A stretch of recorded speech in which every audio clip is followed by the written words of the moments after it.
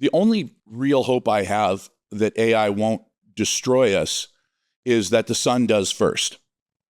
It's a race because we have massive solar flares that hit Earth about every 150 years. I've been studying solar science now for 14 years. And so about every 159 years, we have a massive solar flare. What would be considered between an X40 and an X100. Now, an M-class solar flare happens all the time. We might add one today. We wouldn't even notice. We could have an X-class solar flare. It would happen today and we wouldn't even notice. The flare itself wouldn't even get here for a couple days.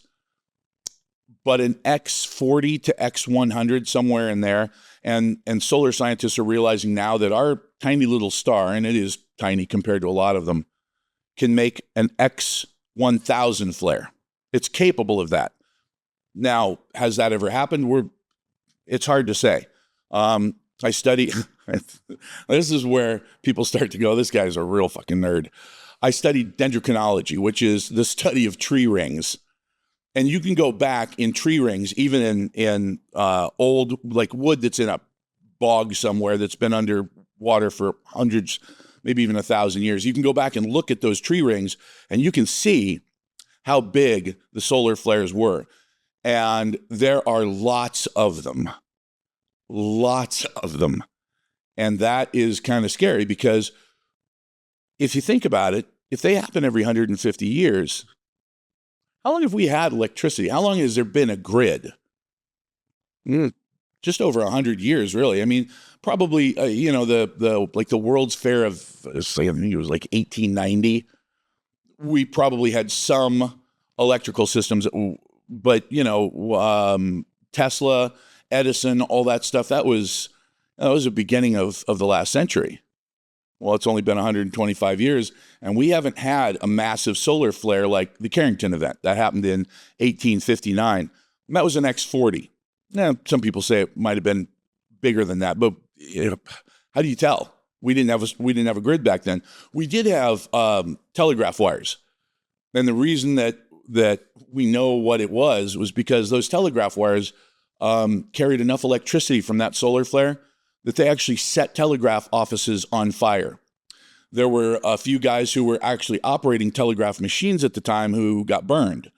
There were people who unplugged the batteries from their telegraph machines, and they still received telegraphs because there was so much electricity in the air and in the wires that they were still transmitting without electricity being plugged into them.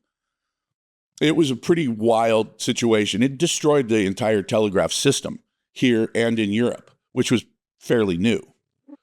We had to rebuild the entire thing. Okay, well, it didn't take that long. It was just stringing some basic wires.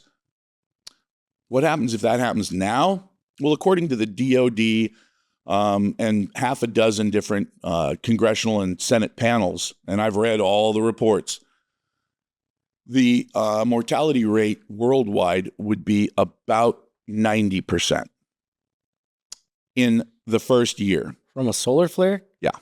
Because of the electricity around us, like everything just combusting? Or let's say that you live in a house. Been to your house, a nice house. How many times can you flush a toilet without electricity? Oh, really? That's all pumped. You turn on your faucet and nothing comes out. We live in fucking Phoenix. August, you better have air conditioning, exactly, AC. And now somebody in your shape, somebody in my shape even, I'm a little chubby, but you're in great shape. You could survive. You do okay in Phoenix in August.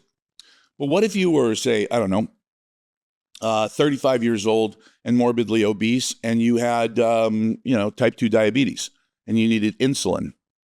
You're dead. You got 3 days. That's it. As soon as your insulin warms up and goes bad, you're done. So now that's just the beginning of it, because that's the easy part. Once we get past the first few days, because let's say that you're with your grandma and she has a stroke because of all the stress. Who do you call? There's no emergency services. There are no ambulances. There are no hospitals. And people say, well, what about the backup generators? Well, backup generators are electrical also. They're fried. So there's no electricity. you are instantly back in the 1840s. Now, can we survive in the 1840s? Hell, I can. That's not a problem. And there are a lot of people who could. Not in downtown Phoenix. So better go find an Amish colony. Well, yeah, the Amish, it's funny because I thought about this not too long ago and I just started laughing.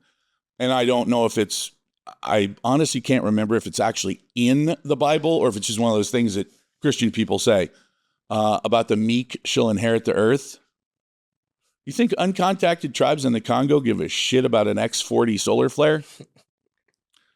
You could be standing outside when it happens. It's not going to hurt you. It doesn't hurt. It doesn't hurt vegetation. It doesn't hurt mammals. Won't hurt the fish or reptiles. Won't hurt insects. But it'll fry your fucking electrical system.